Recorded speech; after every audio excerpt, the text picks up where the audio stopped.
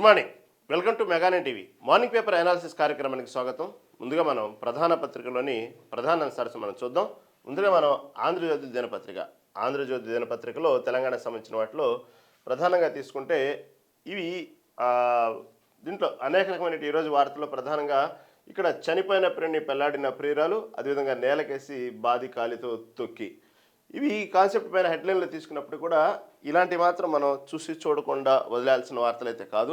అంటే ఎంతసేపటికి మనం రాజకీయ వార్తలతోనే సరిపెట్టుకోకుండా కేవలం ఇలాంటి రాజకీయ వార్తలు, రాష్ట్రానికి సంబంధించిన వార్తలే కాకుండా అప్పుడప్పుడు ఇలాంటి వార్తలు కూడా చదవటం వల్ల మనకు తెలిసేది ఏంటంటే అసలు ఈ సభ్య సమాజం ఎటువైపు వెళ్తుందా, ఏంది అసలు, ఇంకా ఈ రోజుల్లో కొత్త కొత్త టెక్నాలజీలు, కొత్త పుంతలు దొక్కుతూ అన్ని ప్రపంచంలో ఉన్నటువంటి అన్ని దేశాలకి భారతదేశం ఆదర్శం అవుతూ అనేక రంగాల్లో అభివృద్ధి చెందుతూ అనేక రంగాల్లో పోటీ పడుతూ ప్రధానంగా ఎక్కడ కూడా భారతదేశం టాప్లో ఉన్నటువంటి ఈ రోజుల్లో ఎక్కడికక్కడ అంతరిక్షంలో కూడా మనం ప్రతి దాంట్లో ఒకప్పుడు అన్ని దేశాలు అంతరిక్షంలో దాదాపు కొన్ని దేశాలకే పరిమితం, అసలు అంతరిక్షం ఆలోచనే రాకూడదు అనుకున్నటువంటి దేశాలు ఉన్నటువంటి ఈ రోజుల్లోనే భారతదేశం ఎన్నో ప్రయోగాలు చేసి ఈ రోజున అన్ని దేశాలతో పోటీ పడుతూ ఈ స్థాయికి చేరుతూ ప్రతి విషయంలో ఏ టెక్నాలజీ కూడా వచ్చి మనం రోజు రోజు కొత్త కొత్త ఆవిష్కరణలు చూస్తున్నటువంటి ఈ రోజుల్లో మన కొత్త ఆవిష్కరణలతో పాటు ఇవి కూడా సాధ్యమా అనేటువంటి ఆశ్చర్యకరమైనటువంటి రోజుల్లో ఈ రోజుల్లో ఇంతున్నప్పటికీ ఎవరి నమ్మకాలు, ఎవరి విశ్వాసాలు వాళ్ళే కాదంటలేదు. కాకపోతే మనకి ఇంత ఆలోచన ధోరణి పెరుగుతున్నటువంటి ఈ రోజుల్లో కూడా ఇంకా కులాలు, మతాలు, దానికి సంబంధించినటువంటి వ్యవహారాలు ఇంకా ఇంకా మనల్ని వెంటాడుతున్నాయంటే అది మనకు దురదృష్టమే. ఎవరి మతాలు, ఎవరి కులాలు ఆచరిస్తూనే పక్క మతాలను కూడా గౌరవించాలి. దాంతోపాటు కులాంతర వివాహాలు అనేది ఈ మధ్యన దానికి సంబంధించినటువంటి ఇంకా కులాంతర వివాహాలు అంటూ తల్లిదండ్రులు, పెద్దలు దాన్ని ఒక గౌరవంగా, ఒక ప్రతిష్టగా తీసుకొని ఈ కులాంతర హత్యలు కూడా చేయటం అనేది కొంచెం దారుణంగా. ఇలాంటి కొంచెం విన్నప్పుడు మాత్రం ఇంకా ఇలాంటివి పట్టించుకుంటున్నారు. ఎందుకంటే పిల్లలు ఎక్కడికక్కడ వాళ్ళు వ్యక్తిగతంగా ఎదుగుతూ ఒక మేజర్లు అయిన తర్వాత వాళ్ళకంటూ ఒక ఆలోచన ధోరణి, వాళ్ళ జీవితాలకు సంబంధించిన కెరీర్ సెలెక్ట్ చేసుకోవటం.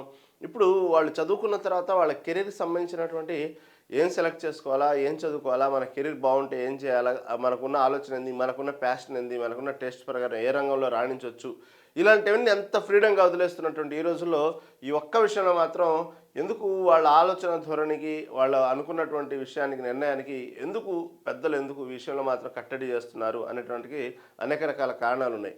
ఒక్కోసారి వాళ్ళు చెప్పే కారణాలు కూడా కాదంటాను లేదు, కొట్టిపారేయటం లేదు పెద్దలు చెప్పే కారణాలు. అదేవిధంగా దాంతోపాటు పిల్లలు తీసుకున్న నిర్ణయాల పట్ల కూడా అంత అమానుషంగా మనల్ని కాదన్నారే, మన మాట కాదన్నారే, లేకపోతే ఇంకొక కులం వారిని వివాహం చేసుకుంటున్నారే అనేటువంటి తీసుకున్నటువంటి నిర్ణయాలు ఉంటాయి. అవి కూడా చాలా కఠినతరంగా ఉంటున్నాయి. ఎందుకంటే ఎంతోమంది కులాంతర వివాహం చేసుకున్నప్పుడు పిల్లల మీద కోపం వచ్చి పిల్లలతో దూరం చేయటం, మాట్లాడకుండా ఉండటమో చేసినప్పుడు తర్వాత ఆ వాళ్ళ పిల్లలే ఆయా రంగాల్లో వాళ్ళు అభివృద్ధి చెందుతూ ఆర్థికంగా లేకపోతే ఉద్యోగకరంగా ఇలా ఎదిగినప్పుడు మళ్ళీ దగ్గర చేర్చుకోవటం మనం చూస్తుంటాం. కనీసం ఆ సమయం కూడా ఇవ్వాలి కదా. వాళ్ళు తీసుకున్నటువంటి నిర్ణయం, వాళ్ళ భాగస్వామ్యంలో తీసుకున్న నిర్ణయం అది సరైనదా కాదా, అసలు ఎంతవరకు జరిగింది అనేటువంటి ఒక కనీసం వాళ్ళకి ఆ నిర్ణయం తీసుకున్న తర్వాత, పెళ్లి చేసుకున్న తర్వాత వాళ్ళకు కొంతకాలం కాల వ్యవధి నడిచిన తర్వాతనే కనీసం మీరు ఒక అవగాహన వచ్చేంత సమయం కూడా ఇవ్వకుండా కేవలం ఉన్నటువంటి సమాజంలో ఉన్నటువంటి పరువు ప్రతిష్ట కోసం సొంత పిల్లల్ని, అంత అల్లారుముద్దుగా పెంచుకున్న పిల్లల్ని, అన్నేళ్లుగా పెంచుకున్న పిల్లల్ని చంపేయడానికి వెనకాట్లేదు.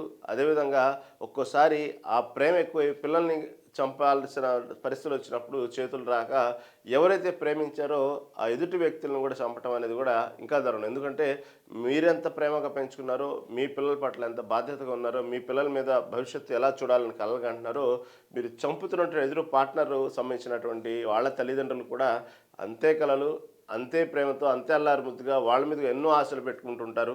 ఒక్కోసారి ఆ అమ్మాయి వాళ్ళ జీవితానికి, వాళ్ళ ఇంటికి ఆధారం కూడా అయి ఉండొచ్చు. కనీసం ఆ ఇంకిత జ్ఞానం కూడా లేకుండా ఒక్కసారిగా వాళ్ళ జీవితాలను అస్తవ్యస్తం చేస్తున్నారు కొంతమంది.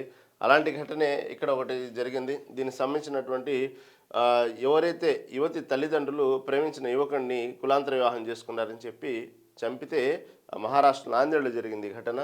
దీనికి సంబంధించి చంపినప్పుడు ఎవరైతే ఆ ప్రియుడు యొక్క సంబంధించినటువంటి ప్రియుడు యొక్క మృతదేహంపై పసుపు పూసి అమ్మాయి తల్లిదండ్రులకు ఏదైతే ఇతన్ని కాదనే కదా ఇతను వద్దనే కదా అని హత్య చేశారన్నటువంటి కోపంతో ఆ ప్రియుడు యొక్క మృతదేహంపై పసుపు రాసి అబ్బాయిని ఆ మృతదేహం మీదే పెళ్లి చేసుకోవడం జరిగింది. ఎవరైతే చంపారో ఆ తల్లిదండ్రులని పోలీసులు అయితే అరెస్ట్ చేయడం కూడా జరిగింది మహారాష్ట్రలో. ఈ విధంగా తన ప్రేమని తెలియజేస్తూ చనిపోయినా సరే ఆ మృతదేహాన్ని పెళ్లి చేసుకుని తల్లిదండ్రులకు బుద్ధి రావాలని చెప్పి పెళ్లి చేసుకోవటే ఆ అమ్మాయి కులాంతర వివాహం చేసుకుంటుంది కాబట్టి సమాజంలో చుట్టాల్లో ఆ పరిసర ప్రాంతాల్లో పరువు ప్రతిష్టకు పోయే కదా అతన్ని చంపారు. కాబట్టి నేను అతన్ని పెళ్లి చేసుకుంటాను అని చెప్పేసి ఈ విధంగా తను పెళ్లి చేసుకోవటం ఈ విధంగా నాందేడ్ సంబంధించినటువంటి మహారాష్ట్ర నాందేడ్లో ఈ వార్త సంచలనంగా మారింది. కాబట్టి ఏదేమైనప్పటికీ కూడా ఈ కులాంతర వివాహాలు వచ్చేటప్పటికి అది ఆ కులాంతర వివాహాలు చేసుకోమనో చేసుకోకూడదనే కాకుండా పిల్లలు తీసుకున్న నిర్ణయాల పట్ల మాత్రం తల్లిదండ్రులు కొంతవరకు గౌరవించాలి. ఎందుకంటే వాళ్ళు ఒక మేజర్ అయిన తర్వాత వాళ్ళని ప్రతి విషయంలో ఎలా గౌరవిస్తున్నారో ఈ ఒక్క విషయంలో కూడా అలాగే సపోర్ట్ చేయండి, ఎంకరేజ్ చేయండి, ప్రేమించండి అని చెప్పడం కాదు. కానీ వాళ్ళు ప్రేమించిన తర్వాత తీసుకున్న నిర్ణయాన్ని కొంతవరకు మీరు కూడా ఎంతవరకు కరెక్టు ఏందనేటువంటి నిర్ణయాలు తీసుకుని అవసరమైతే పిల్లల్ని నచ్చజెప్పాలి. నచ్చజెప్పకపోతే వాళ్ళ ఇష్టాన్ని గౌరవించాలి. కానీ ఈ విధంగా మీరెంత ప్రేమగా పెంచుకుంటున్నారో మీ పిల్లల్ని ఎదుటి వాళ్ళ పిల్లల తల్లిదండ్రులు అంతే ప్రేమగా పెంచుకుంటారు. కాబట్టి వాళ్ళ జీవితాన్ని వాళ్ళ అర్ధాంతరంగా ముగించేయడం, వాళ్ళని చంపడం అనేది కూడా చాలా దారుణం. అది క్షమించరాని నేరం. కాబట్టి వాళ్ళ తల్లిదండ్రులు కడుపు కోతకు గురవటం కూడా సమంజసం కాదు. వాళ్ళ పిల్లల్ని చంపి వాళ్ళ తల్లిదండ్రులు కడుపు కోతకు గురై మీ పిల్లలతో మీరు సుఖ సంతోషాలతో ఉండటం అనేది అది ఎంతవరకు కరెక్ట్ అనేది కూడా ఒకసారి ఆలోచించుకోవాలి. ఇలాంటి వార్తే మహారాష్ట్ర సంబంధించిన నాందేడ్లో జరిగింది. ఇక తర్వాత ఇంకొక వార్త ఇలాంటిదే సభ్య సమాజంలో జరుగుతున్నట్టు వార్త నేలకేసి బాది కాలితో తోకి. ఇది ఎక్కడో కాదు, హైదరాబాద్ జీడిమెట్లో జరిగింది ఇది. ఇలాంటి ఈ ఘటన చూస్తే మాత్రం చాలా అసలు ఎందుకంటే మనం పిల్లల్ని దగ్గర చిన్న చిన్న పిల్లల్ని మనం ఉన్నటువంటి పిల్లల్ని ఇలా హాస్టల్స్లో వదిలేయటం, తర్వాత డే కేర్ స్కూల్ పిల్లలు డే కేర్ అంటూ ఇలా మనం వదిలేసి రావటం, మనం ఇవాళ ఉన్నటువంటి పరుగుల జీవితంలో నిత్యం ఒక రకమైనటువంటి బిజీ లైఫ్లో మన పిల్లల్ని తీసుకెళ్ళి కేర్ సెంటర్లు ఇవ్వటము, లేకపోతే ఇళ్లలో ఆయాలను పెట్టుకోవటము, అది ఎంతవరకు సమంజసం అనేది కూడా ఇలాంటి వార్తలు విన్నప్పుడు మాత్రం కొంచెం భయం వేస్తూ ఉన్నది. ఎందుకంటే ఈ రోజుల్లో ఇద్దరు సంపాదిస్తే కానీ గడవని పరిస్థితులు, ఇద్దరు సంపాదిస్తే కానీ భవిష్యత్తులో పిల్లలకు మనం సరైనటువంటి వాళ్లకు సరైనటువంటి చదువు, విద్య, విజ్ఞానంతో పాటు అన్ని ఇవ్వలేని పరిస్థితి ఈ రోజుల్లో దాపురించింది. ఎందుకంటే స్కూల్కి వెళ్తేసారు లక్షల్లో ఫీజులు, ఎల్కేజీ నుంచే లక్షల్లో ఫీజులు, మంచి చదువులు చదివించాలి, వాళ్ళకు మంచి రహదారి వేయాలి, మంచి కెరీర్ ఇవ్వాలి. మంచి కెరీర్ ఇవ్వాలంటే మంచి స్కూల్స్లో చదివాలి, మంచి హై ఎడ్యుకేట్ స్కూల్లో అంటే హై క్వాలిఫైడ్ టీచర్స్ ఉన్నటువంటి మంచి ఇంటర్నేషనల్ నేషనల్ స్కూల్లో జాయిన్ చేయాలంటే ఎల్కేజీ కాడి నుంచి లక్షలు ఉండాలి. కళలతో పాటు ఇటు మంచిది కావాలంటే కళలు ఉండాలి, కళలతో పాటు ఈ లక్షలు ఉండాల్సిందే. కాబట్టి లేదు మన కామన్గా ఉన్నటువంటి స్కూల్స్లో పిల్లలు ఏమైనా ఎదగట్లేదా, పిల్లలు చదవట్లేదా, వాళ్ళు అనేక రంగాలు అభివృద్ధి చెందట్లేదా, వాళ్ళు భవిష్యత్తులో దేశాన్ని ఉపయోగపడలేదా అంటే ఉన్నారు. అయినప్పటికీ కూడా పిల్లల తల్లిదండ్రుల ఆలోచన ఏంటంటే తొందరగా మంచి నేషనల్ ఇంటర్నేషనల్ స్కూల్స్లో వెళ్తే వాళ్ళు మంచి ఇంగ్లీష్లో బాగా చదువుతారు, మంచి నాలెడ్జ్ వచ్చింది, మంచి కమ్యూనికేషన్ స్కిల్స్ వస్తాయి, మంచి పరిచయాలు ఉంటాయి, భవిష్యత్తులో వాళ్ళకంటూ ఒక దిశ ఏర్పరచుకుంటారు. ఏమైనప్పటికీ కూడా ఆ స్కూల్స్లో జాయిన్ చేస్తే ఆ పిల్లల తలరాతలు వేరు, ఇలాంటి ఒక భ్రమలో ఉంటారు. కాబట్టి ఇలాంటి సమయంలో ఇద్దరు తల్లిదండ్రులు బిజీగా ఏదో ఒక సంపాదన, చదువు, ఉద్యోగమో లేకపోతే వ్యాపారంలో ఉండేటువంటి తరుణంలో ఇళ్లలో ఈ ఆయాల మీదనో డే కేర్ సెంటర్ మీదనో ఇలా అలవాటైపోయి పిల్లల్ని అసలు వాళ్ళు ఏం చేస్తున్నారు, వాళ్ళు మా పిల్లల్ని సరిగా చూసుకుంటున్నారా లేదా, సరైన సమయానికి మనం అనుకున్నట్టుగా చెప్పినట్టు ప్రకారం మనం ఇచ్చినటువంటి టైం టేబుల్ ప్రకారం పిల్లల్ని తినిపిస్తున్నారా లేదా, అసలు ఇంట్లో ఏ విధంగా చూస్తున్నారు, ఆ పిల్లలతో ఏ విధంగా వ్యవహరిస్తున్నారు అనేటువంటి తీరును కూడా పట్టించుకునేటువంటి బిజీ లైఫ్లో తల్లిదండ్రులు అయిపోయారు. కాబట్టి ఇలాంటి సంఘటనలు జరిగినప్పుడు మాత్రం కొంచెం ఆలోచించాలి. తల్లిదండ్రులు ఇంట్లో వదిలేసి వచ్చిన తర్వాతనో లేకపోతే కొన్ని స్కూల్స్లో వదిలేసి వచ్చిన తర్వాతనో ఆయాల పరిస్థితి, పిల్లల్ని ఏ విధంగా చూసుకుంటున్నారు, ఈ విషయంలో మాత్రం పిల్లల్ని అడుగుతూ వాళ్ళతో మచ్చిగా తీసుకొని అసలు ఏం జరుగుతుందని మాత్రం విషయాన్ని కనుక్కోవాలి. లేదంటే ఇళ్లలో పెట్టినప్పుడు ఆ ఇళ్లలో ఆయాలు చూసుకోవాల్సిన పరిస్థితి వచ్చినప్పుడు దానికి సంబంధించినటువంటి ఇంట్లో సీసీ కెమెరాలన్నీ పెట్టి కొంచెం జాగ్రత్తగా చూసుకోవాల్సిన పరిస్థితి ఏర్పడింది. ఎందుకంటే అనేక విషయాలు ఇలాంటివి చాలాసార్లు బయటపడ్డప్పుడు 1-2 రోజులు మాట్లాడుకుంటాం, దానికి సంబంధించినటువంటివి ఇలాంటివి జరుగుతున్నప్పుడు కొంచెం జాగ్రత్త తీసుకుంటుంటాం, తర్వాత మన పనులు మనం పడుతుంటాం, బిజీ అయిపోతుంటాం, ఆ విషయాలు మళ్ళీ పాత సామాన్ లాగానే పక్కన పడేస్తుంటాం. కానీ ప్రతి విషయంలో జాగ్రత్తగా ఉండాలి. ఇలా చాలామంది ఇంకా చాలామంది తెలియని విషయాలు ఏంటంటే చాలామందికి ఇప్పటికీ తెలియదు. ఇలాంటి ఘోరాలు చాలా జరుగుతుంటాయి ప్రతిరోజు నిత్యం. ఎందుకంటే వాళ్ళకి ఎవరైతే ఇంట్లో పిల్లల మీద భారం వేసి తల్లిదండ్రులు వదిలేసి వస్తుంటారో ఆయాల దగ్గర దానికి సంబంధించినటువంటి ఎవరైతే చూసుకోవాలని పని మనిషి దగ్గర వదిలిపెట్టి వచ్చేస్తుంటారో వాళ్ళు పిల్లల మీద కర్కశంగా ఎందుకు వ్యవహరిస్తారు అనడానికి అనేక కారణాలు ఉన్నాయి. సైకాలజికల్గా కొన్ని కారణాలు ఉంటాయి. వాళ్ళు చాలా అంటే పిల్లల పట్ల పేషెన్స్ని నశించి వాళ్ళకున్నటువంటి మానసిక ధోరణి, వాళ్ళకున్న సమస్యలు, వాళ్ళకున్నటువంటి సహజమైన సమస్యల వల్ల కూడా ఒక్కోసారి వాళ్ళకు ఇరిటేట్గా బిహేవ్ చేసి మన పిల్లల్ని చావగొడతా ఉంటారు. మన పిల్లల్ని అనేక రకంగా చిత్రహింసలు గురి చేస్తూ ఉంటారు. కాబట్టి ఇలాంటి సమయాల్లో కొంచెం జాగ్రత్తగా ఉండాలి, పట్టించుకోవాలి. లేకపోతే ఒక్కోసారి మన పిల్లలే బలవుతుంటారు. కేవలం చిన్న చిన్న గాయాలతో అయితే పర్లేదు, కానీ ఒక్కోసారి ప్రాణాలు కూడా పోయేటువంటి పరిస్థితులు మనం చూస్తుంటాం. ప్రాణాలే పోతుంటాయి పిల్లలు. కాబట్టి ప్రతి విషయంలో కూడా మనం ఏదైతే ఆ పిల్లల కోసమే మనం 24 గంటలు తెల్లారి నుంచి మనం సాయంత్రం నైట్ వరకు కష్టపడుతుంటామో, అదే పిల్లల కోసమే మనం ఇంత బాధ్యతగా వ్యవహరిస్తుంటామో, ఆ పిల్లలే మన చేతికి రాకుండా పోతే పరిస్థితి ఏందో ఒకసారి ఆలోచించండి. ఒకసారి ఆ పిల్లల కోసం మనం ఇంత ఇదిగా ఉన్న ఊరిని వదిలేసి, తల్లిదండ్రులను వదిలేసి, రక్త సంబంధికులను వదిలేసి వచ్చి ఇంత పెద్ద మహానగరాల్లో ఉంటూ కేవలం పిల్లల చదువు కోసం ఇంత కష్టపడుతున్నప్పుడు ఆ పిల్లలే మన చేతికి చిక్కకపోతే పరిస్థితి ఏంది? కాబట్టి మనం వాళ్ళతో పాటు మనం ఇంట్లో వదిలేసి వస్తున్నప్పుడు పరిస్థితులు ఏంది? ఇవన్నీ కూడా మనం కంట కనిపెడతా ఉండాలి. లేకపోతే మాత్రం అది ఇలాంటి దారుణాలు జరుగుతాయి. ఇది ఎక్కడో కాదు, హైదరాబాద్ జీడిమెట్లో జరిగింది. ఈ పాఠశాలకు సంబంధించినటువంటి పనిచేసేటువంటి ఆయా, అదేవిధంగా ఎక్కడో వేరే రాష్ట్రం నుంచి బతుకు తెరువు కోసం వచ్చినటువంటి ఇద్దరు తల్లిదండ్రుల పాప కూడా అదే స్కూల్లో చదువుతుంది. ఆ స్కూల్లోనే పని చేసుకుంటూ ఆ స్కూల్ క్యాంపస్లోనే ఒక రూమ్లో ఉంటున్నారు పేరెంట్స్. అదే స్కూల్లో పనిచేస్తున్న ఆయా అంటే పిల్లలకి స్కూల్లో బస్సులో పిల్లల్ని ఎక్కేయటానికి, దింపడానికి పని మనిషిగా ఉండేటువంటి ఒక ఆయా. పక్కనే రూములో ఉంటారు వీళ్ళు. స్కూల్కి సంబంధించిన పరిసర ప్రాంతాల్లో ఉన్నటువంటి చిన్న చిన్న ఏదైతే పనులు ఉన్నాయో ఆ పనులకు సంబంధించినటువంటి తల్లిదండ్రుల పాపే ఈ పాప. ఆ పాప అదే స్కూల్లో చదువుతుంది, 5 ఏళ్ల పాప. దాంతోపాటు 5, 6 ఏళ్ళు ఉంటాయి ఆ పాపకి. దాంతోపాటు ఈ పిల్లలు స్కూల్ వదిలిపెట్టిన తర్వాత పిల్లల్ని బస్సు ఎక్కటము, దింపటము, వాళ్ళకి కావాల్సినటువంటి మధ్యాహ్నం లంచ్ సంబంధించిన క్యారేజీలు అందించడం, ఆ పని చేసుకుంటే ఇంకొక ఆయా. వీళ్ళిద్దరు పక్కనే ఉంటారు ఆ రూముల్లో, అదే స్కూల్ క్యాంపస్లో. కానీ ఆ పాప ప్రతిరోజు నిత్యం ఆ పాపని ఆ పక్కన ఉన్నటువంటి ఆయా ప్రతిరోజు కొడుతుండటం, చిత్రహింసలు పెడుతుండటం జరుగుతూ ఉంటే ఆ పాప తల్లిదండ్రులకు విన్నవించుకుంటా ఉంది ప్రతిరోజు, ఈ విధంగా ఆమె నన్ను కొడుతుంది సో అని. అయినప్పుడు కూడా పేరెంట్స్ దాన్ని పట్టించుకోకుండా, లేకపోతే ఒక్కోసారి ఏంది మా పాపను కొడుతున్నావు అని అడుగుతున్నప్పుడల్లా నేనెందుకు కొడతాను అంత చిన్న పాపని, అమ్మాయి ఏదో చెప్తుంది అని ఆమె చెప్పటం, ఇలా అనునిత్యం జరుగుతూ ఉంది.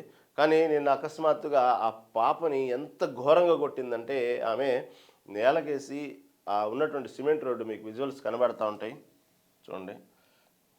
ఆ సిమెంట్ రోడ్డుకి వేసి తలకేసి బాది జుట్టు పట్టి మొత్తం గింగరాలు తిప్పేసి కాళ్ళతో కొడుతూ ఒక్కోసారి చూడండి ఆ పైన ఎక్కి నుంచుంది ఆమె. ఆ 5, 6 ఏళ్ల పాప మీద ఆ పని మనిషి ఆ విధంగా చిత్రహింసలు పెట్టి ఆ పాపను కొడుతుంటే చూడలేక స్కూల్ పక్కన క్యాంపస్లో ఆడుకుంటున్నటువంటి పిల్లలు ఆ వీడియో తీశారు. ఆ వీడియో తీసి ఆ వీడియోని తల్లిదండ్రులు చూపించారు. తల్లిదండ్రులు చూపిస్తే ఆ తల్లిదండ్రులు ఆమెను అడిగి గట్టిగా గొడవపడి స్కూల్ యాజమాన్యాన్ని చూపిస్తే స్కూల్ యాజమాన్యం కూడా, ఎందుకంటే వాళ్ళు వేరే రాష్ట్రం నుంచి వచ్చి ఇక్కడ బతుకుతున్నారు, పని చేసుకుంటూ బతుకుతున్నారు కాబట్టి వాళ్ళని పెద్దగా పట్టించుకోలేదు. యాజమాన్యం కూడా చూడనట్టు వదిలేసింది. ఇంతలో వాళ్ళు ఆ వీడియో తీసుకుని కోపం వచ్చి అక్కడ జీడిమెట్లో పోలీస్ స్టేషన్కి కేసుని తీసుకెళ్ళి ఈ విధంగా వీడియో చూపించి కేసు పెడితే ఆ మీద హత్యా నేరం కింద కేసు నమోదు చేశారు. ఇక్కడ టోటల్గా మీకు అర్థం కావాల్సింది ఏంటంటే అక్కడ వేరే రాష్ట్రం నుంచి వచ్చి బతుకుతున్నారు కాబట్టి వాళ్ళ పట్ల కొంత నిర్లక్ష్య వైఖరి. ఆమె కూడా అంత ధైర్యంగా వేరే రాష్ట్రం నుంచి వచ్చారు కాబట్టే ఆ అమ్మాయి మీద అంత కర్కశంగా, మనసులో అంత శత్రుత్వం, అంత ఒక రకమైనటువంటి పైశాచికత్వంతో బిహేవ్ చేసింది ఆమె. అదే పక్కన ఉన్నటువంటి ఆ పరిసర ప్రాంతాల్లో ఇక్కడ వాళ్ళు ఉన్నట్టయితే ఆమె అంత చేయడానికి కూడా సాహసించేది కాదేమో బహుశా. ఆ విధంగా కావాలని చెప్పి ఎవరు అడుగుతారులే అనేటువంటి కోపం. ఆ చిన్న పాప అంతగా ఆమె పట్ల అంత దురుసుగా ప్రవర్తించడానికి వాళ్ళ మధ్యన ఏం వైరం అనేది చెప్పండి. కేవలం ఆమె మనస్తత్వమే. ఆ చిన్న పాపను ఆ విధంగా కొట్టడం అనేది కేవలం ఆమె మనస్తత్వం, అంత పైశాచికం. ఎందుకంటే ఆమె కూడా దాదాపు మనవరాళ్ళు ఉండుండొచ్చు ఆ వయసు ఉండడానికి. ఆమె ఆ విధంగా బిహేవ్ చేయటం కూడా, ఆమెకంటూ మనవరాళ్ళు ఉంటారు, వాళ్ళకు కుటుంబ సభ్యులు ఉంటారు, వాళ్ళకి పిల్లలు ఉంటారు. ఆమెకు కనీసం అంకిత జ్ఞానం కూడా లేకుండా పాపని కొట్టిన తీరు చూస్తే మాత్రం చాలా ఘోరంగా కొట్టడంతో పాటు ఆమెకు తీవ్ర గాయాలై చివరికి ఆసుపత్రి పాలైంది ఆమెని. ఆమె తీసుకెళ్లి హాస్పిటల్లో స్కానింగ్లు ఇవన్నీ చేస్తూ ఉన్నారు. తలకు బాగా తీవ్రంగా గాయాలని నేలకేసి కొట్టింది. ఆ విధంగా చేస్తున్నటువంటి ఆమె, ఎందుకంటే అసలు ఇవన్నీ కూడా ఆమె వాళ్ళు ఎక్కడి నుంచి వచ్చి ఉంటున్నారు కాబట్టి, వాళ్ళు కూడా ఇక్కడ స్థానిక బలం లేదు కాబట్టి ఆమెనేం చేయలేక స్కూల్ యాజమాన్యాన్ని చెప్తే, స్కూల్ యాజమాన్యం కూడా వాళ్ళని ఎక్కడో వేరే రాష్ట్రం నుంచి పని చేసుకుని బతుకుతున్నారు కాబట్టి వాళ్ళని నిర్లక్ష్యంగా చూడటం జరిగింది. చివరికి ఎదుదిరిగి పోలీస్ కంప్లైంట్ ఇస్తే కానీ మొత్తం దారికి తీసుకురాలేదు. ఆ సమయంలో అక్కడ ఆడుకుంటున్నటువంటి పక్కన ఉన్నటువంటి పిల్లలు సీక్రెట్గా కెమెరాలో వీడియో బంధించడం బట్టి తెలిసింది. కానీ లేకపోతే ఈ వార్త కూడా బయటకు వచ్చేది కాదు. అలా నిత్యం ప్రతిరోజు ఆ పాప ఎంత నరకం అనిపించదో, ఎంత మానసిక క్షోభకు గురయ్యేదో, చివరికి ఏమైనా జరగవచ్చు ఆ పాపకి. అలాంటి పరిస్థితులు ఆమె చేసేది ప్రతిరోజు. ఈ ఈ కేవలం ఈ వీడియో రికార్డ్ అయితేనే ఇలాంటి విషయాలు బయటపడ్డాయి. ఇంతకుముందు ఇంకెంత ఘోరంగా కొట్టిందో మనకు తెలియదు. భవిష్యత్తులో ఏం చేసేది కూడా తెలియదు ఆ పాపని. ఆమె మనస్తత్వం ఉంది. ఇలాంటి మనస్తత్వం ఉన్నటువంటి ఆయాన్ని తీసుకెళ్ళి ఇంతమంది స్కూల్లో ఉన్నటువంటి చిన్న చిన్న పిల్లల బాధ్యత మొత్తం స్కూల్లో బస్సులు ఎక్కేయటం, దింపేయటం, స్కూల్కి సంబంధించిన లంచ్ బాక్సులు ఇవ్వటం, ఇంత బాధ్యత యాజమాన్యం మొత్తం ఆమెకి ఇచ్చిందంటే చాలా ఆశ్చర్యంగా ఉంది. ఎందుకంటే ఇలాంటి పనులు చేసే వాళ్ళ ఆయాలు చాలా పేషెన్స్గా ఉండాలి, చాలా ఓర్పుగా ఉండాలి. పిల్లల అల్లరి చిల్లరికి తట్టుకునేటువంటి మనస్తత్వం కలిగిన వాళ్ళని ఇలాంటి జాబుల్లో పెట్టాలి. ఎందుకంటే ఆ వయసులో పిల్లలు ఆ స్కూల్ బస్సు ఎక్కేటప్పుడు, దిగేటప్పుడు, ఆ లంచ్ టైంలో చాలా అల్లరి చిల్లరగా వ్యవహరిస్తూ ఉంటారు. ఆ వయసులో ఆడుకునే వయసు, ఆ వయసులో కనీసం ఏం జరుగుతున్నా పెద్దగా వాళ్ళకు అవగాహన లేనటువంటి వయసు. ఆ వయసులో పిల్లలు అల్లరి చిల్లరగా గోల చేస్తూ ఉంటారు కాబట్టి చాలా ఓర్పుగా, చాలా అన్ని వాతావరణాన్ని తట్టుకునేటువంటి వ్యవహారంగానే ఉండేటువంటి ఆయాలే ఉండాలి. ఇటు పక్క టీచర్స్ కూడా ఎంతో గోల్ చేస్తున్న పిల్లల్ని మందలించకుండా చాలా జాగ్రత్తగా ప్రేమగా చూసుకుంటూ ఉంటారు ఆ ఏజ్లో పిల్లల్ని. ఎందుకంటే ఆ పిల్లల మనస్తత్వం ఆ వయసులో అలాగే ఉన్నది. వాళ్ళకి తెలియదు ఏది మంచి ఏది చెడు అనేది. కాబట్టి ఎంతో ఓర్పుగా ఉండేటువంటి టీచర్స్ ఉండేటువంటి స్కూళ్ళు ఉంటారు ప్రతి ఇలాంటి స్కూల్లో. అలాగే ఆయాలు కూడా ఇంతకంటే ఓర్పుగా ఉండాలి. ఎందుకంటే వాళ్ళకి బస్సు ఎక్కించేటప్పుడు, దిగేటప్పుడు వాళ్ళు ఒక్కసారిగా పరిగెడతా ఉంటారు. వాళ్ళ మాట వినరు. నేను రానంటారు, దిగనంటారు, ఎక్కనంటారు. అన్నం తినేటప్పుడు కూడా చాలా అల్లరి చేస్తూ ఉంటారు. ఇలాంటి సమయంలో ఆయాలు చాలా ఓర్పుగా వాళ్ళని చాలా దగ్గరగా వాళ్ళ పిల్లల్ని సొంత కడుపులో పుట్టిన పిల్లల్లాగా చాలా జాగ్రత్తగా పెంచుకోవటం, చూసుకోవటం, వాళ్ళు బస్సు ఎక్కేయటం, దించటం చేస్తుండాలి. అలాంటి ఓర్పు ఉన్నటువంటి జాబ్లో ఇంతటి ఘోరమైనటువంటి క్రూరాల్ని ఉద్యోగంలో పెట్టినటం వల్ల ఏమో ఇలాంటి వాళ్ళు మనం కేవలం ఒక వీడియో బయటపడింది కాబట్టి తెలిసింది. ఇలాంటి కర్కశమైన పనులు ఎన్ని రోజులు చేస్తుందో, ఎంతమంది పిల్లల్ని చావబాదిందో, ఎంతమంది పిల్లల పట్ల ఇదో అమానుషంగా ప్రవర్తించుకోవడం మనకు తెలియదు. కాబట్టి ఇలాంటి వాళ్ళు మాత్రం చాలా కఠినంగా శిక్షించాల్సిందే. ఇలాంటి వాళ్ళు కొంచెం కూడా క్షమించడానికి వీల్లేదు. ఈ వార్తని ఆంధ్రజ్యోతి పత్రిక హైలైట్ చేసింది. ఎక్కడో కాదు, జీడిమెట్లోనే జరిగింది ఇది.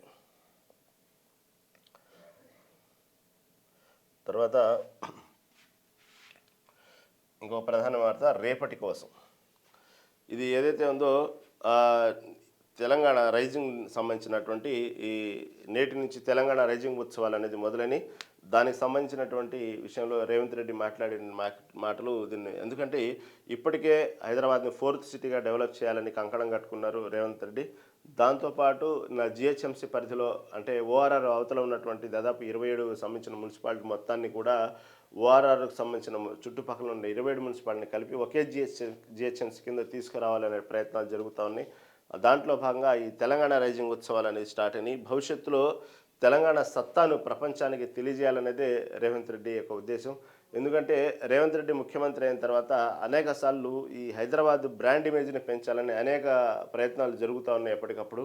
ఫస్ట్ రేవంత్ రెడ్డి ముఖ్యమంత్రి అయిన తర్వాత మొదటిగా తీసుకున్నది అసలు హైదరాబాద్ పట్ల పారిశ్రామికవేత్తలు కానివ్వండి, పెట్టుబడిదారు కానివ్వండి, విదేశీ టూరిజం కానివ్వండి, ఇలా అనేక రకాలుగా హైదరాబాద్ అనేది ఒక బ్రాండ్గా ప్రపంచం మొత్తాన్ని తెలియజేయాలి. ప్రపంచంలో ఉన్నటువంటి అన్ని దేశాలు ఒకసారి హైదరాబాద్లో విషయంలో ఒకసారి ఒక చూపు చూద్దాము అనేటువంటి ఆలోచన తీసుకురావాలంటే ఫస్ట్ ఇక్కడ హైదరాబాద్లో కావాల్సింది ఏంటంటే వనరులతో పాటు ప్రధానంగా ఇక్కడ శాంతి భద్రతల భంగం లేదు. ఇది చాలా మంచి ఎన్విరాన్మెంటు, ఇక్కడ ఎటువంటి మనకు సెక్యూర్గా బతకొచ్చు అనేటువంటి ఒక వాతావరణం కలిగించాలంటే ఏం చేయాలి? సరే, తర్వాత పెట్టుబడిదారులు వస్తారా, పెట్టుబడులు పెడతారా, అనేక రకంగా పారిశ్రామిక రంగం డెవలప్ అయిద్దా, లేకపోతే టూరిజం డెవలప్ అయిద్దా, ఇవన్నీ జరగాలంటే ముందు వాతావరణం బాగుండాలి. వాతావరణం బాగుండాలంటే ఇక్కడ ఎటువంటి హైదరాబాద్ అనగానే గతంలో జరిగినటువంటి అనేక సంఘటనలు ఎక్కడ దేశంలో ఎక్కడ ఏది జరిగినా దాని మూలాలు హైదరాబాద్లో కనుగొనటం, ఎటువంటి ఉగ్ర కార్యక్రమాలు జరిగిన హైదరాబాద్ విషయాలు బయటపడటం, ఇలా కాకుండా Hyderabad is the safest place, Hyderabad పెట్టుబడులు పెట్టే అనువైన ప్రాంతం, హైదరాబాద్లో మనం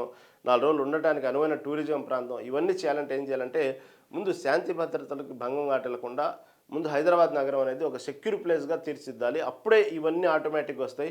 అంతేకాకుండా హైదరాబాద్లో క్రైమ్ రేట్ ఇలాగే పెట్టుకుంటూ ప్రపంచ దేశాల్లో ఉన్న దేశాల మొత్తాన్ని పెట్టుబడి ఆకర్షించడానికి చేయాలంటే ఎవరు ముందుకు రారు. ఎందుకంటే ప్రధానంగా దాన్ని పట్టించుకోకుండా దీన్ని పట్టించుకుంటా ఉంటే తెలియకుండా చాప నీరులాగా క్రైమ్ రేట్ పెరిగిపోతూ ఉన్న తర్వాత ప్రపంచ దేశాల ముందు ఒక్కోసారి మనం అవమానంగా తలదించుకునే పరిస్థితి కూడా రావచ్చు. కొన్ని సంఘటనలు ఏదైనా జరిగితే బ్యాడ్ లక్గా భవిష్యత్తులో. కాబట్టి ప్రస్తుతం మనం చేయాల్సిన పని ఏంటంటే హైదరాబాద్ అనేది ఒక సెక్యూర్ ప్లేసు. ఇక్కడ ఎటువంటి శాంతి భద్రత భంగం వాటిల్లదు, ఇక్కడ ఎటువంటి అసాంఘిక కార్యక్రమాలకి తావుండదు అనేటువంటి విషయాన్ని తీసుకుని ప్రధానంగా మూలాల నుంచి నరుక్కోరావాలంటూ ఫస్ట్ రేవంత్ రెడ్డి ముఖ్యమంత్రి తీసుకున్న నిర్ణయము యాంటీ డ్రగ్ విషయంలో మాత్రం చాలా సీరియస్గా తీసుకోవడం జరిగింది. ఆ విషయంలో మాత్రం ఒక స్పెషల్గా పోలీస్ విభాగాన్ని ఏర్పాటు చేసి ఎక్కడికక్కడ డ్రగ్స్ నియంత్రణ విషయంలో మాత్రం చాలా ఉక్కుపాదం మోపుతూ దాదాపుగా 100% క్లీన్ సర్టిఫికేట్ లేదు, కానీ ఇంకా జరుగుతూనే ఉన్నాయి అక్కడక్కడ కొన్ని సంబంధించినటువంటి డ్రగ్స్ సంబంధించినటువంటి. అయినప్పటికీ కూడా దాదాపుగా గతంతో పోల్చుకుంటే ఈ డ్రగ్స్ విషయాల్లో కానివ్వండి, ఈ మాదక ద్రవ్యాల సరఫరా విషయంలో కానివ్వండి, ఇక్కడ జరగటం కొన్ని అసాంఘిక కార్యక్రమాల విషయంలో మాత్రం చాలా సీరియస్గా రేవంత్ రెడ్డి ఉక్కుపాదం మోపడం జరిగింది. మనం అది చూసాం దాదాపు దానికి సంబంధించి. ఆ తర్వాత ఎక్కడైతే భారీ కట్టడాలు తీసుకున్న తర్వాత అనవసరంగా ఒక్కసారి మనకు తెలియకుండా మన చేతిలో ఉండగా ఈ సంబంధించిన ఒక్కసారిగా వరదలు కానివ్వండి, ఇలాంటి ప్రకృతి సంబంధించిన విపత్తులు వచ్చినప్పుడు హైదరాబాదు అనేది చాలా డేంజర్ జోను అని ఉండకుండా ఉండాలంటే ఏం చేయాలి? నెక్స్ట్ స్టెప్ అంటే ఇవన్నీ కూడా ఒకదాని తర్వాత లోతుగా విశ్లేషించి ఫస్ట్ మనం మూలాలను సెట్ చేస్తే ఆటోమేటిక్గా మిగతా అన్ని డెవలప్ అవుతాయి అనేది రేవంత్ రెడ్డి కాన్సెప్ట్. కాబట్టి ఫస్ట్ వాతావరణాన్ని చక్కదిద్దాలంటే ఈ డ్రగ్స్ రహితంగా హైదరాబాద్ని తీర్చిదిద్దాం. తర్వాత ఇక్కడ ప్రకృతి విపత్తులకు చాలా డేంజర్ జోన్ ఇది. ఒకసారి ప్రకృతి విపత్తుల కోపానికి గురి కావాల్సినటువంటి హైదరాబాద్ ప్రాంతం అనేటువంటి అభాండం అనేది పడకుండా ఉండాలంటే ఏం చేయాలి? ఇక్కడ ఉన్నటువంటి ఏదైతే గత సంవత్సరం జరిగినటువంటి ఏదైతే విజయవాడ సంబంధించినటువంటి తుఫాన్లు, వరదలు కానివ్వండి, అనేక రకాల్లో జరిగినటువంటి కేరళ సంబంధించినటువంటి వరదలు, ఇవన్నీ కారణం ఏంది అనేటువంటి విషయాన్ని స్టడీ చేసి, కాబట్టి ఇక్కడ ఉన్నటువంటి హైదరాబాద్లో డ్రైనేజ్ వ్యవస్థ సరిగా లేదు. ఏదైనా ప్రకృతి విపత్తులు సంభవించినప్పుడు సరైనటువంటి ప్రణాళిక డిజైన్ సరిగా లేదు. దీనికి కారణం ఏంటంటే ఈ డ్రైనేజ్ వ్యవస్థకి సరైన ప్రణాళికకి లేకపోవడానికి, ఇలా వర్షాలు వచ్చినప్పుడు విపత్తులు ఉండటానికి ప్రధాన కారణం ఏంటంటే అక్రమ కట్టడాలు. ఈ హైదరాబాద్ మొత్తంలో అనేక రకమైనటువంటి గతంలో ఉన్నటువంటి అనేక చెరువులు మొత్తాన్ని పూడ్చివేసి అక్రమ కట్టడాలు చేస్తూ ఎక్కడికక్కడ జిహెచ్ఎంసీ పరిధిలో ఉన్నటువంటి ఈ విధంగా అవినీతిగా లంచాలు ఇచ్చేసి ఎవరికి పడితే వాళ్ళు ఎక్కడ పడితే అక్రమ కట్టడాలు కట్టేసి హైదరాబాద్ నగరాన్ని గందరగోళం చేశారు అనేటువంటి విషయాన్ని కనిపెట్టి వెంటనే హైడ్రా అనేటువంటి వ్యవస్థను తీసుకొచ్చి దీన్ని ఎక్కడైతే అక్రమ కట్టడాలు ఉన్నాయో అవన్నీ తొలగిస్తే ఆటోమేటిక్గా మొత్తం వ్యవస్థ సెట్ అయిపోయింది, డ్రైనేజ్ వ్యవస్థ సెట్ అయిపోయింది. ఆటోమేటిక్గా ఒక గతంలో ఉన్నటువంటి అనేక చెరువులు, పార్కులు ఇవన్నీ కూడా మళ్ళీ ఒక సుందరీకరణ తీసుకురావచ్చు. కాబట్టి ఆటోమేటిక్గా చెరువులు, గతంలో ఉన్న చెరువులు ఇవన్నీ పూడిగా తీస్తే దాదాపు ఈ వర్షాలు పడ్డప్పుడల్లా ఈ చెరువులు నిండిపోయి దాదాపుగా ఈ కాలువలు ఒక్కసారి ఊళ్ళ మీద పడేసి ఉప్పెనలా కాకుండా ఎక్కడికక్కడ ఒక సేఫెస్ట్ జోన్గా మనం చేయాలి, క్లస్టర్ వైజ్గా ఎక్కడెక్కడ చేయాలి అనే విషయాన్ని రేవంత్ రెడ్డి చాలా సీరియస్గా తీసుకొని, ఎందుకంటే ఇవన్నీ కూడా పబ్లిక్ ఇబ్బంది పెట్టినటువంటి విషయాలే. ఈ డ్రగ్స్ విషయంలో కూడా ఒక్కసారి నైట్ దాదాపు 10-11 లోపే అన్ని షాపులు ముంచేయటం, వ్యాపార సముదాయాలన్నీ కూడా అన్నీ మూయించేయటం ఇవన్నీ జరిగింది. ఇవన్నీ పబ్లిక్ ఆగ్రహానికి గురయ్యే పనులే. ఎందుకంటే వ్యాపారం చేసుకునే వాళ్ళు కానివ్వండి అందరూ ఆగ్రహానికి గురవుతారు. అంత తొందరగా షాపులు కట్టడం వల్ల అప్పుడప్పుడే బిజినెస్ స్టార్ట్ అవుతూ ఉన్నది. వాళ్ళు 4 రూపాయలు సంపాదించుకునే సమయం అది. ఆ సమయంలో షాప్ క్లోజ్ చేయడం అనేది ఆగ్రహానికి గురయ్యటమే. కానీ వాళ్ళు ఆగ్రహానికి గురవుతున్నారని చెప్పేసి ఈ విధంగా వదిలేస్తే రేపు భవిష్యత్తులో అనేక రకాల క్రైమ్ రేట్స్ పెరుగుతాయి. కాబట్టి అతను ప్రజలకు ఆగ్రహానికి గురైనా సరే శాశ్వత పరిష్కారంగా చేయాలి. ఏదైనా సరే ఈ రోజు నన్ను తిట్టుకోవచ్చు, రేపటి రోజున నా పదవికి ఎసరు రావచ్చు, రేపటి రోజు నేను ముఖ్యమంత్రిగా ఉండొచ్చు, ఉండకపోవచ్చు. కానీ ఈరోజు నేను తీసుకున్న నిర్ణయం భవిష్యత్తులో ఎప్పటికైనా సరే ఈ నిర్ణయం ఆ రోజుల్లో రేవంత్ రెడ్డి తీసుకోబట్టే ఈరోజు హైదరాబాద్ నగరం ఇలా ఉంది. కనీసం ఎందుకంటే ఏది పదవులు శాశ్వతం కాదు. ఒకవేళ పార్టీ మళ్ళీ వచ్చినా ఇతనే ముఖ్యమంత్రి అవుతారు అనడానికి కూడా గ్యారంటీ లేని పార్టీ అది. కాబట్టి నేనున్న 4 రోజులు భవిష్యత్తులో హైదరాబాద్ నగరంలో నా పేరు చెప్పుకోవాలి. నేను చేసినటువంటి దీర్ఘకాలిక సమస్యల విషయాన్ని శాశ్వత పరిష్కారం చూపించాడు. కాబట్టి ఈరోజు హైదరాబాద్ ఇంత సేఫెస్ట్గా ఉంది, లేకపోతే హైదరాబాద్ ఈ విధంగా మంచి జరిగింది. కనీసం ఒక్క మాటను చెప్పుకోవడానికైనా చేయాలి అనేటువంటి కొన్ని ప్రయత్నాలు రేవంత్ రెడ్డి చేస్తున్నదే ఈ సంబంధించినటువంటి ఈ డ్రగ్స్ మీద ఉక్కుపాదం కానివ్వండి, ఈ హైడ్రా సంబంధించిన కానివ్వండి. వాస్తవంగా హైడ్రా వల్ల అనేక మంది బాధపడ్డారు. అనేక మంది ఎంతో జీవితంలో ఇల్లు కట్టుకోవాలనేది ఒక కళ. అలాంటి కళలను ఒక్కసారిగా కట్టుకున్నట్టు కొత్త కొత్త ఇంటి నిర్మాణాలు, పాత ఇంటి నిర్మాణం మొత్తాన్ని కూడా తొలగించే విషయంలో అనేక ఆగ్రహానికి గురయ్యారు. చాలామంది ఏమంటారంటే వాళ్ళ యొక్క బాధల్లో వాళ్ళ జీవితాల్లో గందరగోళం క్రియేట్ చేయడంలో మాత్రం కొన్ని కారణాలు అయినాయి, కాదంటలేదు. కానీ దానికి తగ్గట్టు ఏదైతే ఈ జిహెచ్ఎంసీ పరిధిలో జరిగినటువంటి అవినీతికి సంబంధించినటువంటి వ్యవహారం అంతా బయటకు తీసి ఎక్కడెక్కడ ఈ అక్రమ కట్టడాలు జరిగినట్టు ఒక ధనికులు, పేద, మధ్యతరగతి సంబంధం లేకుండా ఈ హైడ్రా విషయంలో మాత్రం చాలా కఠినంగా వ్యవహరించి పెద్ద పెద్ద కట్టడాలను తొలగిస్తూ ఈరోజు ముందుకు సాగుతూ ఉన్నారు.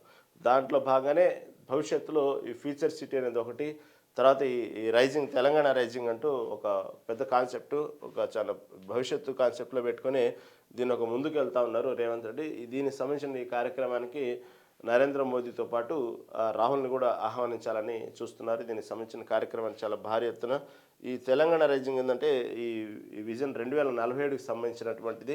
కాబట్టి భవిష్యత్తులో ఈ తీసుకున్నటువంటి తెలంగాణ రైజింగ్ ఏదైతే ఉందో దీనికి సంబంధించినటువంటి ఈ ఉత్సవాలు అయితే నేటి నుంచి స్టార్ట్ అవుతున్నాయి. మొత్తం ఓఆర్ఆర్ లోపల ఉన్నటువంటి మొత్తం ప్రాంతాన్ని మొత్తం కాలుష్య రహితంగా తీర్చిదిద్దాలనేటువంటి ఆలోచనతోనే ఈ తెలంగాణ రైజింగ్ స్టార్ట్ ఉంది. ఈ ఉత్సవాలకు మాత్రం ఈ 8-9 తేదీలో ఫ్యూచర్ సిటీలో తెలంగాణ రైజింగ్ సమ్మిట్ నిర్వహిస్తున్నాము. ఈ 9న విజన్ 2047 విధానాన్ని ప్రకటిస్తామని చెప్పారు. ఈ అంశంపై ఆదివారం మంత్రులతో సమీక్ష నిర్వహించారు. ఏదైతే ఈ గ్లోబల్ సమ్మిట్కు ఈ మోదీని, అదేవిధంగా రాహుల్ గాంధీని ఆహ్వానించాలని చెప్పి స్వయంగా నేనే వెళ్ళి ఆహ్వానిస్తానన్న విషయాన్ని సీఎం రేవంత్ రెడ్డి చెప్పారు. ఈ విధంగా తెలంగాణ మొత్తాన్ని ఇప్పటికే చూసాము. మొన్నటికి మనం చూస్తే ఈ మనం ఇందాక చెప్పుకున్నట్టుగానే ఈ డ్రగ్స్ కానివ్వండి, హైడ్రా కానివ్వండి, దీంతో పాటు ఒక పక్క ఆపరేషన్ సింధూర్ జరుగుతూ ఉంది. మొత్తం దేశవ్యాప్తంగా ఎక్కడ చూస్తున్న వాతావరణం కొంచెం గందరగోళంగా ఉంది. ఆ సమయంలో అసలు బయటికే రావద్దు, కొన్ని విషయాల్లో ఈ పెద్ద పెద్ద మహానగరాలు కూడా టార్గెట్గా ఉన్నాయి అని ఒక పక్క ఇంటెలిజెన్స్ వ్యవస్థ మొత్తం హెచ్చరిస్తున్న తరుణంలో కూడా ఎక్కడా రేవంత్ రెడ్డి తనకుండా వెనకుండా ఎక్కడ ఏ మాత్రం ఒక చిన్న పొరపాటు జరిగినా కూడా ప్రపంచం దేశాలు మొత్తం ముందు మనం హైదరాబాద్ నగరం తలదించుకోవాలి, హైదరాబాద్ నగరం తలదించుకోవాలంటే భారతదేశం తలదించుకున్నట్టే. అలాంటి సమయంలో కూడా ఎక్కడ కూడా వెనక్కి తగ్గకుండా అందాల పోటీలు నిర్వహించడం అనేది చాలా సాహసంతో కూడుకున్న విషయం. ఈ అందాల పోటీలు హైదరాబాద్లో పెట్టి ప్రపంచ దేశాలు మొత్తం దేశాలు కూడా హైదరాబాద్ వైపు చూసే విధంగా చేస్తూ హైదరాబాద్ బ్రాండ్ ఇమేజ్ని ఒక్కసారిగా ప్రపంచ దేశాలు మొత్తం అన్ని దేశాలకు వెళ్ళేలా చేయటంలో మాత్రం రేవంత్ రెడ్డి సాహసం అనే చెప్పుకోవాలి. ఎందుకంటే ఆ సమయంలో ఆపరేషన్ సింధూర్ సమయంలో ఇంటెలిజెన్స్ వ్యవస్థలో ఉన్నటువంటి ఏదంటే ఈ ఇండియాలో ఉన్నటువంటి కొన్ని నగరాలను సెలెక్ట్ చేసుకొని ఉగ్రవాదులు అల్లర్లు చేయాలి, దానికి సంబంధించిన విషయాల్లో మాత్రం దాడులు చేయాలనే విషయంలో మాత్రం సిద్ధంగా ఉన్న సమయంలో దాదాపు 6-7 గంటలైతే సాయంత్రం కొన్ని మహానగరాల్లో లైట్లు కూడా ఆపేయాలి అనేటువంటి సంకేతాలు ఇచ్చినటువంటి ఇంటెలిజెన్స్ తరుణంలో ఒక్కసారిగా మొత్తం ఒక చిన్న విషయం ఉందంటే అన్ని దేశాలకు సంబంధించినటువంటి అందగత్తెలు మొత్తం ఒక చోట చేరారు, అందాల పోటీలు జరుగుతున్నాయి. దాదాపు ఒక్కసారిగా అన్ని దేశాలకి ఉగ్రవాదులు ఒక్కసారిగా షాక్ ఇవ్వటం అంటే మామూలు విషయం కాదు, మంచి అవకాశం కూడా అది, అందరూ ఒక చోట చేరారు కాబట్టి. అలాంటి సమయంలో కూడా ఎక్కడ ఒక చిన్న పొరపాటు వచ్చినా పెద్ద వ్యవహారం జరిగేటువంటి విషయాన్ని కూడా చాలా సాహసంతో ఆ సమయంలో జరుపుతూ హైదరాబాద్ బ్రాండ్ ఇమేజ్ని మొత్తాన్ని హైదరాబాద్ చూసే విధంగా చేయడం మాత్రం రేవంత్ రెడ్డి సక్సెస్ అని చెప్పుకోవాలి. ఈ విధంగా ఫ్యూచర్ సిటీ కానివ్వండి, దీనికి సంబంధించినటువంటి అనేక జిహెచ్ఎంసీ పరిధిలో వచ్చే విధంగా హైదరాబాద్ మొత్తం నగరం తీర్చిదిద్దడంలో కానివ్వండి, భవిష్యత్తులో హైదరాబాద్ని చాలా తొందరలో మనం ఇంకా 10ంతలుగా అభివృద్ధి చెందిన హైదరాబాద్కి మనం చూడబోతున్నాం. ఆ విషయంలో రేవంత్ రెడ్డి మాత్రం చాలా సీరియస్గా సిన్సియర్గా ముందుకు పోతూ ఉన్నారు. సరే, మరిన్ని విషయాలు దీనికి సంబంధించి తెలుసుకునే ముందు చిన్న బ్రేక్ తీసుకుని తర్వాత మనం విశ్లేషణ దగ్గరికి వెళ్తాం. చూస్తూనే ఉండండి.